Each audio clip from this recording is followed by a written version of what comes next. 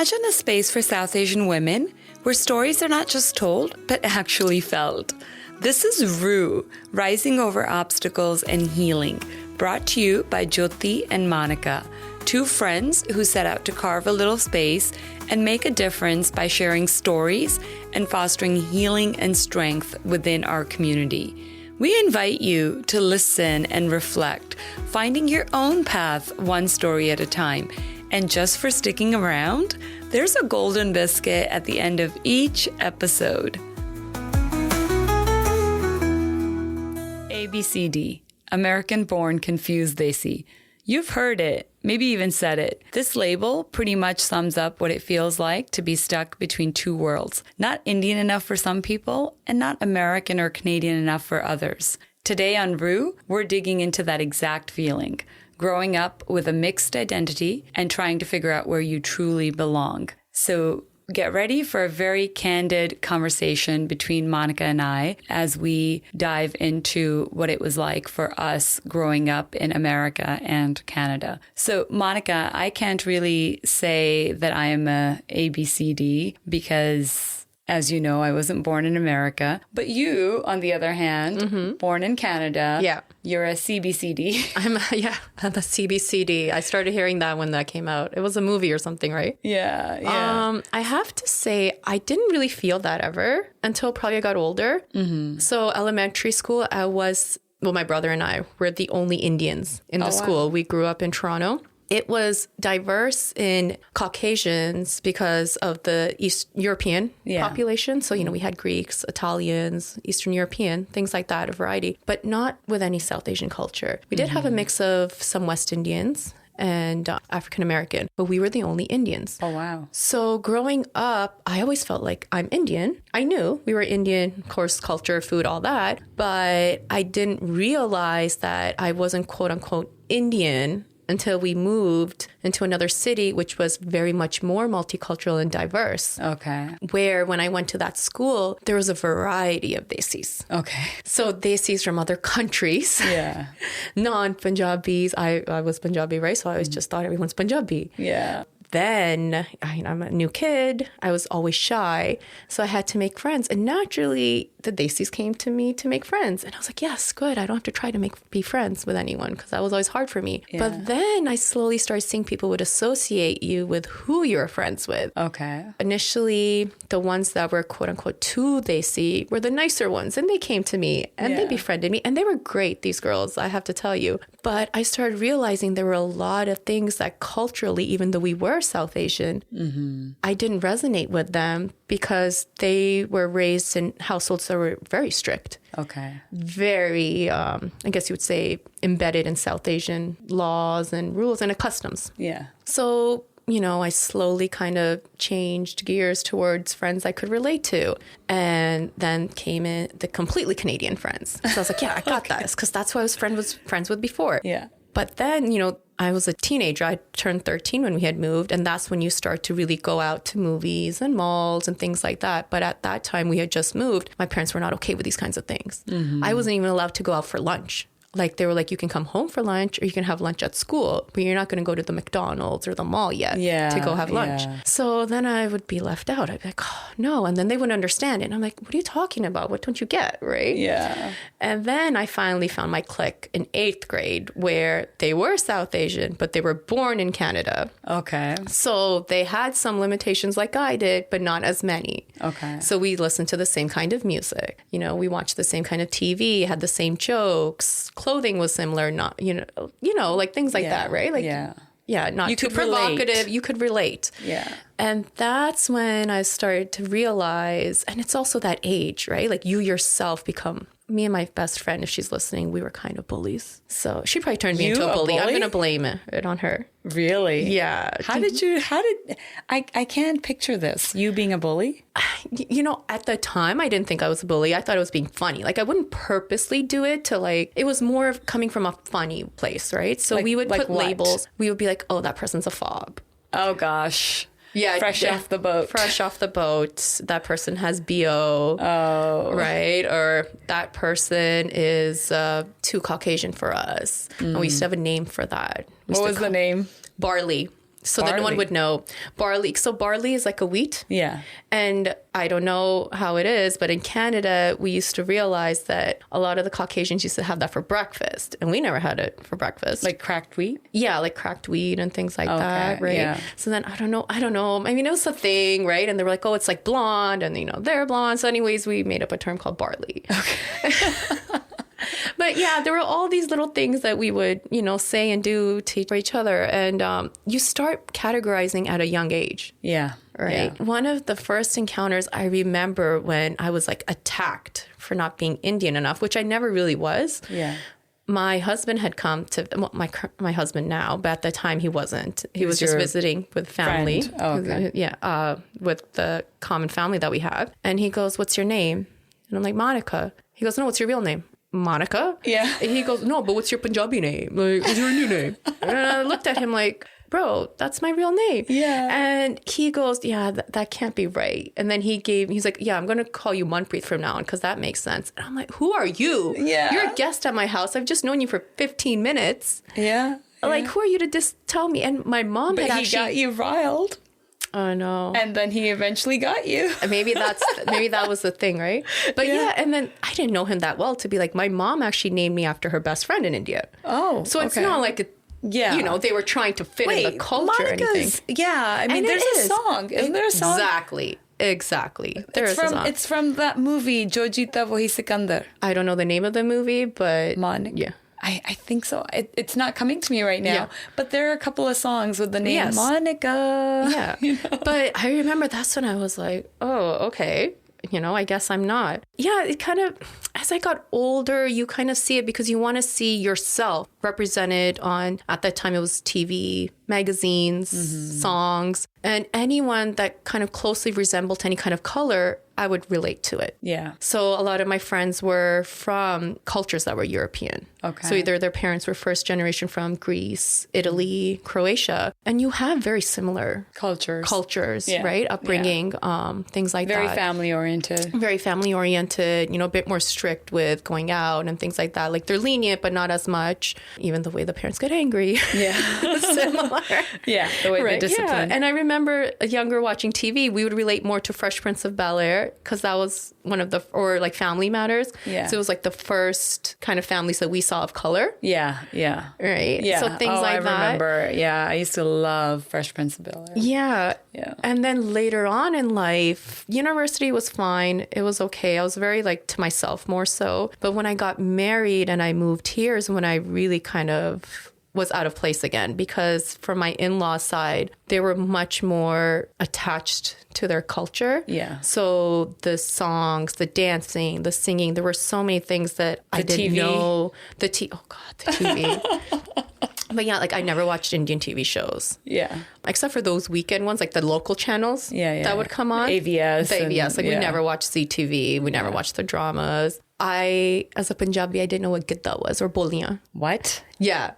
Oh, gosh. So I remember the first time telling my sister-in-law this, and she loves to dance. You know that. Yes. She's a great dancer. She loves that side to her. And she looked at me like, what do you mean? And I was like, I never did it, never saw it. I don't know what it is. How did you grow up in Canada, in Toronto, and not know Gidda? So I never used to actually dance at the dance floor. I was always shy. Okay. And number two, any parties or anything we went to, my dad's cousins were all born in Canada.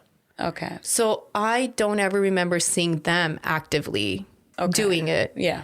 Maybe like my dad's chachis and puas would do it, but because they were older, we wouldn't really go pay attention to that kind of stuff. And also you have to remember parties are a little smaller then. So any of those smaller wedding functions, my mom used to go mostly. Like, so if there was Maya and Lady Sangeets used to be at home. Oh, yeah. So we probably never went, or even if I did, I was probably off somewhere playing with the kids and not really, paying attention to what the ladies were doing. Yeah, yeah. Right? Like that. Yeah. And my parents never enforced it on us either. Okay. I just really loved hip hop and all that. And my dad's cousins were the one that told us about all this kind of music and everything like that. Oh, wow. Right? Did you ever have cornrows? I just have to know. I did. Did you really? And my summers used to be like that. Yeah, my friend, she used to do it. Wow. Yeah.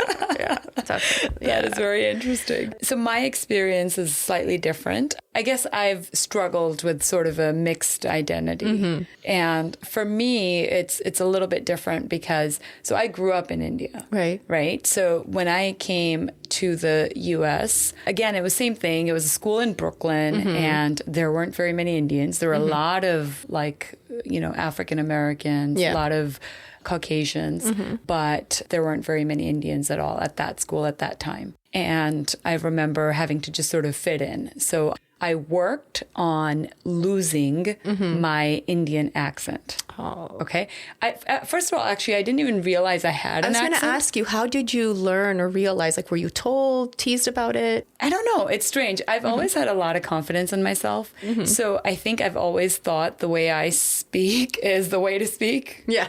There's no other way, So I think I remember coming to, I was in maybe 5th grade, 6th grade, and, I still had my accent, unbeknownst to me. So I didn't realize that I actually had an accent until a few years after I had been, a couple of years maybe. A couple of years in. I didn't know right off the bat that I had any sort of an accent. I just thought that everyone else around me wasn't speaking well. Okay. The whole school in Brooklyn. Yeah, pretty much. I mean, I remember we're in class and the teacher was having everyone read aloud from a book. And this kid started reading and I was like, wait, he's mispronouncing all these words. He doesn't know how to read. And so then I felt compelled to raise my hand and to read. And when I started reading, everyone started looking at me, right? Yeah. And in my mind, I'm like, see, now they see how these words should be pronounced. So everyone kind of turned around and looked at you. And they're looking at me, and I'm just thinking they're just looking at me because they're finally hearing the words the way they should be pronounced. Like you're their God, Indian, you're the Messiah has arrived, and they're like, oh. It's just so funny as a child, like what you think of, right? So, I mean, in a way, it was good that I didn't have, low confidence. Oh, yeah. Like, it took me a couple of years to realize, I think when I started watching American TV. Oh, okay. I started, hearing like all these words. And for example, one of the words is buried, right? Like I buried this person or whatever, right? I used to say buried.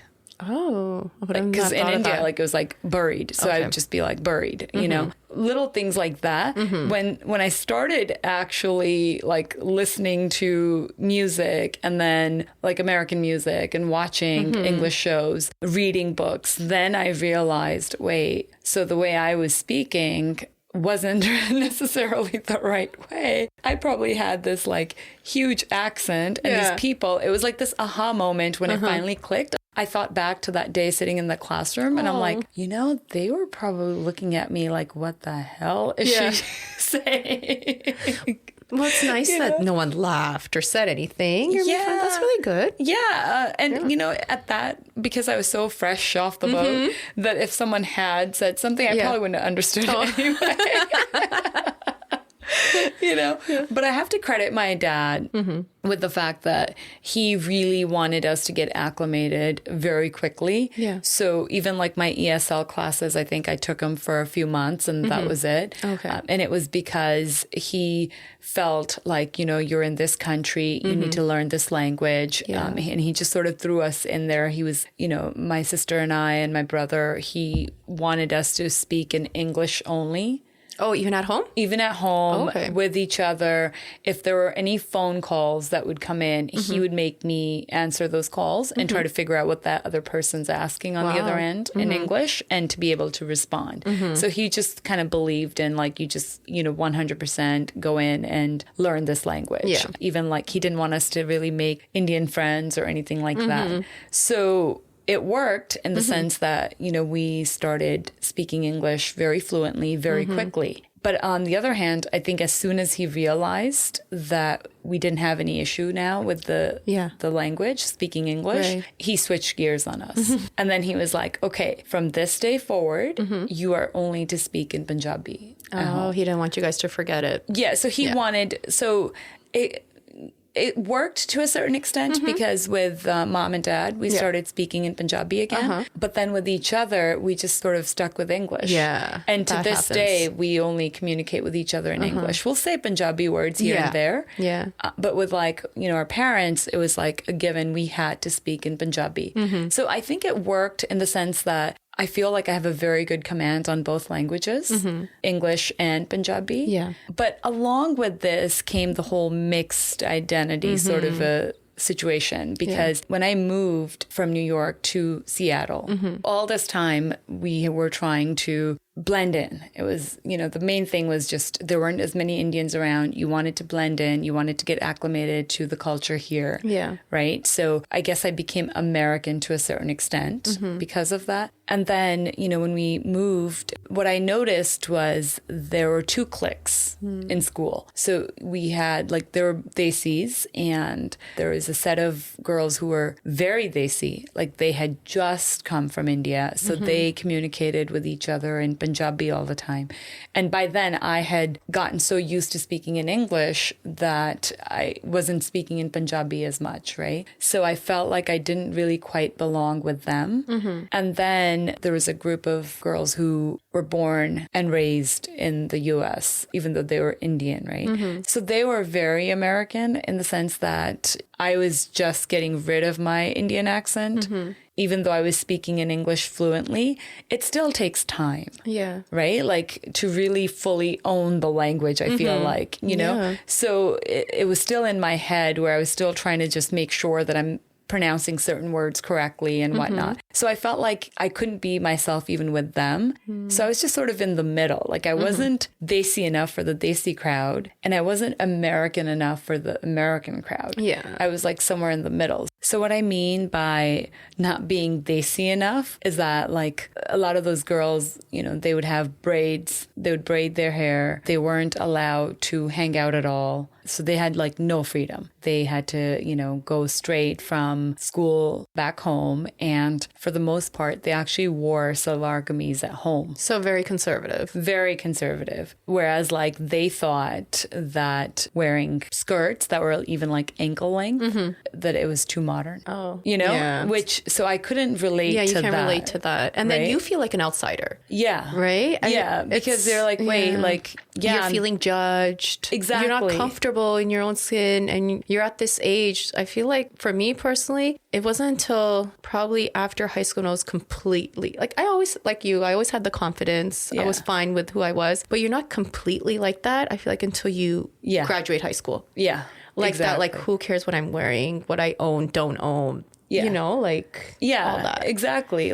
So for me, I think it was, I couldn't really belong in that group. And the other group was they had full freedom. And my parents were still strict. So they gave me freedom, but it was like just the right amount. Yeah. You know what I mean? Right. Like where I had some leeway, but like I still couldn't just I remember, and this is something, maybe you'll have to fulfill this, I don't know if I want to say a dream, a want of mine. Yeah. Okay. So Garba was really big in high school. And, my ABCD crowd, they were able to go. Their parents actually, I think, liked the fact that their kids wanted to do something that was still cultural. Yeah. And the Desi crowd, they were not allowed to go because it's a mixed crowd. So they don't want you going, right? Yeah. My parents were like, no. You can't go. Yeah. I remember always asking, I want to go to Garba. And they were like, nope, when you get married, you can go to all the Garbas you want, right?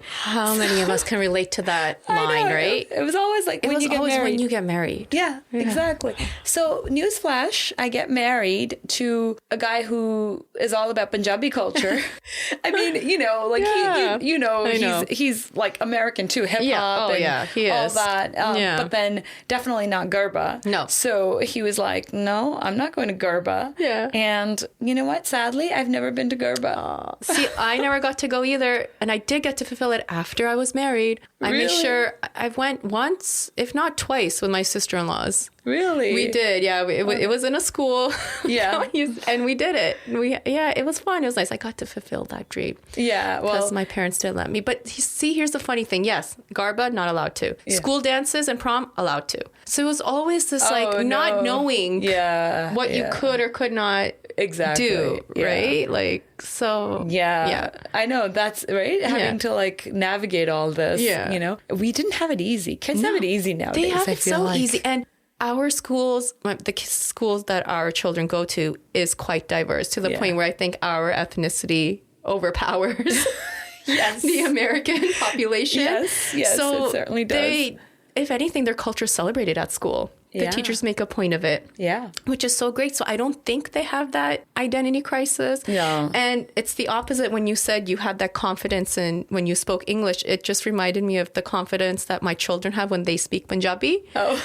And it's cute because, they'll have those little, they mix up the noun and verb, the order of it and things like that. But I love the confidence that they speak in. Yeah. And it's cute. It is. And they have that because they grew up in a household, I guess, where we speak both Punjabi and English, where so far as parents, we're cool. They may not think we're cool, but we're are. Cool. We're very cool. We're very cool. Yeah. And at school, they get to experience that as well. Yeah.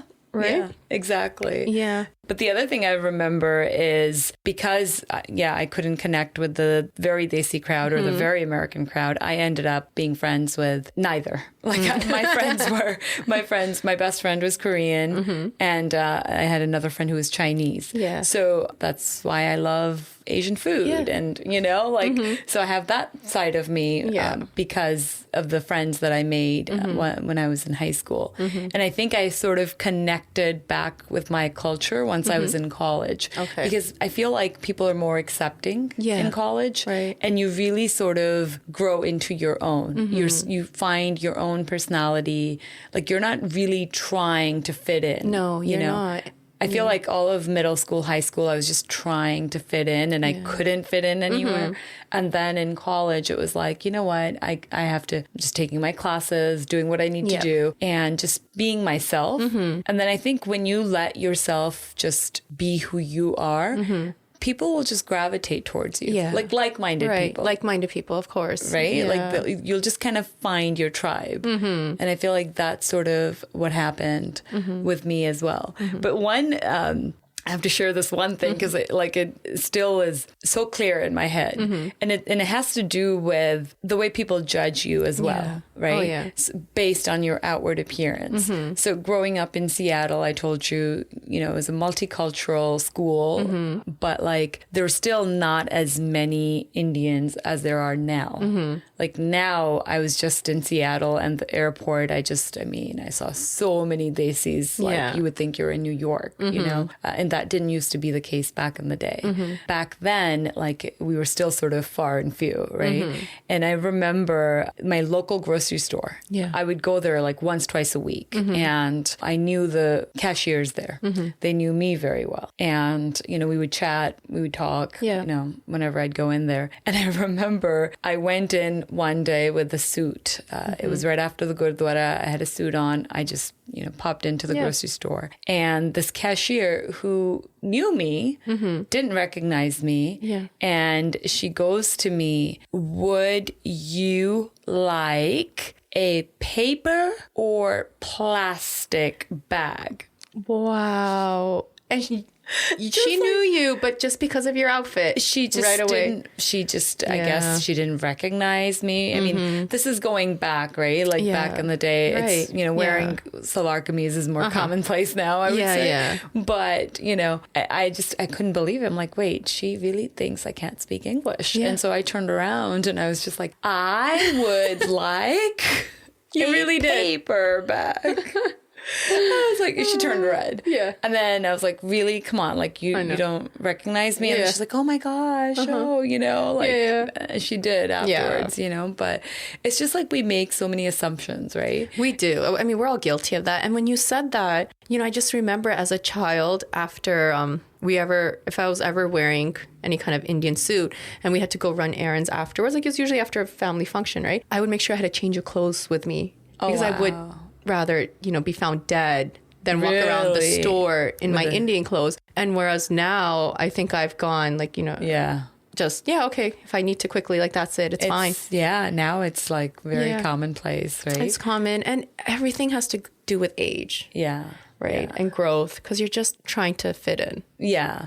I think what I've learned over the years is not to judge a book by its cover. I think we're so like the lady at the grocery store. We're just so quick to do that. I am guilty of it myself. I saw someone who was wearing a abaya and a hijab, and I just assumed that maybe she didn't know English very well. And I assumed that she was probably very sheltered and, maybe not even very educated. It's tough for me to admit this because obviously we don't want to be like that. Yeah. But I have to say it was a learning experience for me because it's someone that I got to know very well. And she is like the opposite of what I had assumed. She grew up here. She speaks English fluently. She's very well educated. And it's her choice to wear, what she wears. Yeah. It wasn't forced upon her by her family or by her husband. It was a choice that she made on her own. And I think that really opened my eyes. And I felt so bad that I even assumed initially all those things about this person. So I think a lot of it has to do with as you get older, you encounter scenarios, situations that really open up your eyes and you tend to become a little bit more broad-minded. And it's good that you are because, if you just stayed like that always, you'd just be in your little lane. Yeah. And I'm glad Yeah. that you took the time Exactly. to get to know this person. And you also made a little checklist in your head, like, wait a minute. Yeah. I was not right about this. And how do I apply this later on Exactly. to other situations or to people? Exactly. Yeah. And I know I've done that as well, too. Been proven wrong because you judge people over anything. Yeah. Right? Their clothing, tattoos, haircuts, hair color, all that, right? Yeah. The assumptions of, Exactly. yeah, either they're too modern or they're, whatever it is, XYZ. Yeah. And I think what we have to do is actually look at the person, speak to the person, get to know them. Yeah. And then, decide if this is someone that you want to keep in your circle or not. You know what I mean? Yeah. Like rather than just making assumptions based on the, like you said, all those things, right? Yeah. Like the tattoos, the hair and whatnot. Yeah, the physical characters and really getting to know the person. And then you figure out who you relate with. Exactly. And who you click with. Yeah. And I think we've done a pretty good job. I think we've all sort of gravitated towards each other. And the circle that we have is a circle of mixed people, right? Yes, it is. Yeah. It's, some that are born and raised here, some that, like me, came at an early age, and then also some that came after high school. Yeah. And we all have this big circle, but then we also have like friends that are outside from other cultures as well that we associate with. And that's something that I think is so important to teach our kids. Yeah. My kids, and it worries me sometimes because like you said, the school that our kids go to is so multicultural that I feel like the South Asians are probably the majority in this school. And, when my kids see me talk to, and I'll talk to everybody. I'll talk to moms of, all the kids. Like I don't really necessarily care what culture or what ethnicity or what skin color they are. It's just like you said, it's about connecting with the person. Yeah. And my son made a comment one time that just did not sit well with me. And he was like, Mama, all my friends make fun of you. And they all ask me, why is your mom always hanging out with those Muslim women? Really? Yeah. And I was like, what? The fact that these kids pay attention to that and categorize it as that. Yeah. So, so you have to be so careful in trying to get them to be multicultural. I think it's like tipping the other way now where I was like, wait, no, and I had to remind him, I'm like, you don't look at what religion that person is, what skin color they are, what they're wearing. You look at the person. And, I had to tell him, like, listen, growing up, I had all kinds of friends. Yeah. You know, I had Asian friends, I had Caucasian friends. Like, you have to be accepting, and you really have to, you know, get to know people and not base it on, you know, whether they're just Indian, Punjabi, and then just stick to those. Yeah. You know? Right. That confusion in identity for us actually led us into something that's great, because we're able to find qualities in people from all different backgrounds that we can relate to and become friends with. Exactly. Right. And be accepting. Exactly. Yeah. Exactly.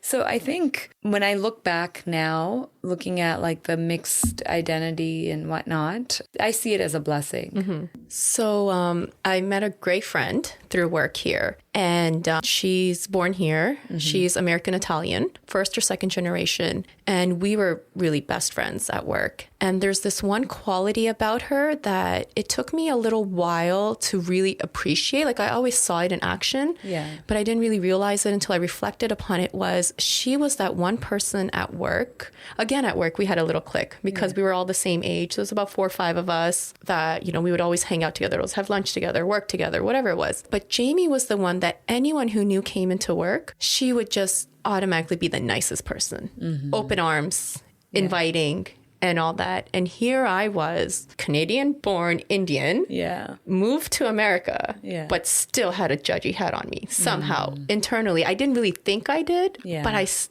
was a little hesitant on people. Again, I would judge on their outward appearance. You know, and we had people come from all different backgrounds at work. And sometimes I'd be like, oh, Jamie, don't invite that person for lunch, or don't, you know, like that. And she just, the most kind-hearted person. You would think someone who's born in America would not want to be around, again, someone who's probably just came from a South Asian country, has an accent, speaking language, all these different things that come along, right, with that. But no. And then I remember just whenever I feel like something like that is coming along, I'll always think back and be like, what would she do? You know, and try to keep that character. Because it's something that I've admired about her. That I really like. And, you know, you always think that that only comes from people of color, but here she is someone. And she didn't grow up in a very multicultural town either. So it was mostly Americans. So for her to just naturally have that innate quality is wonderful. That's beautiful. And I like that you've, again, kept yourself open-minded and that you have that self-reflection to be able to recognize when you may be judging someone. And then immediately in your head, the thought goes, well, what would Jamie do in this case? And, you know, that's beautiful because I think life is all about learning as we go. And if we can't evolve and implement changes, then I don't know. I mean, what's the point? You know, that's great. It reminds me of a quote. I'm not saying it word for word, but really they're saying the smartest students are the ones that know how to unlearn something. And relearn. Right? No, that's true. Because I remember even like at work, you know, I did recruiting for many years and a lot of clients would say, well, we want someone with just like 2 years of experience and not like 10, 20 years because we want to teach them a new way of doing something. And they always felt that it would be harder for someone who's been doing one thing for 10, 15 years to teach a new concept or a new way of doing things to them. And, you know, why don't we all just do that? You know, why don't we all just unlearn some of the things that we've learned along the way that no longer serve us and learn new things? Right? Like, let's not judge each other. And I still feel, even as a grown, married woman, mom of 2, that sometimes I still feel like I'm being judged by those that are extremely American and those that are extremely like Indian. You know what I mean? Like I'm somewhere in the middle and I'm not the only one. No, it's not. And it definitely has to do with our self-esteem. And I think we've said this before, we're usually our worst critics. Yeah, we are. Right? Like I remember back in the day, this is how I know that I've kind of grown. Because I just, you know, it's fine if I'm being judged, but like I just generally don't care anymore. And I'm not hiding any parts of my personality to fit in. I love to dance. You know, I love to dance. And they see, right? And I used to want to like fit in and not be too they see with my moves and all this, you know? And somewhere along the way, I just stopped caring. And I'm like, this is who I am. I can be American, I can be Indian, I can be both. I don't need to be one or the other. Yeah. And, you know, I can have an open mind and I can still wear suits and I can still like dance like I just came from India. You know, I love Gidda. Like I know you said you don't like, you know, you didn't know what Gidda was. Yeah. I grew up learning, like I was in school in India, like learning Gidda, and my mom like just loves Gidda. So she would, even like as kids, you know, any event that we were at, she would be like, Boliyan pa de, boliyan pa, you know. I will say that has not gone away. I just attended a wedding back home on the West Coast, and my mom goes to me again, chal boliyan pa de, you know. Yeah, and that's carried with you because every time we have a party, you just naturally gravitate towards it and you say, let's do it, right? And we're best friends. Yeah, exactly. You didn't judge me because I didn't know. Yeah, that's true. Yeah. And you haven't judged me because I love to do boliyan Gidda. Yeah. You know, and so, yeah, let's, you know, I don't think your mixed identity is a deficit. I think it's a very rich tapestry that's woven from different worlds, and you don't have to feel like you're not enough of anything. You are perfectly you, and that is more than enough. And that is our golden biscuit of the day. You are more than enough. Whether you come from a mixed identity or not, be confident in who you are and love and embrace all parts of your personality and all parts of what makes you you. With that thought, we'll be back next week. Thank you for listening to ROOH. We appreciate you joining us as we cultivate a community of strong, empowered women, one story at a time. If you or someone you know has a story you'd like to share, please contact us at roohdaraz@gmail.com. That's ROOHDARAAZ@gmail.com. Also, do us a favor and please share this podcast with your sisters, your mom, your friends, aunties, your eyebrow lady, like any lady you know. You know, you get the idea. Till next time, khush raho, be well.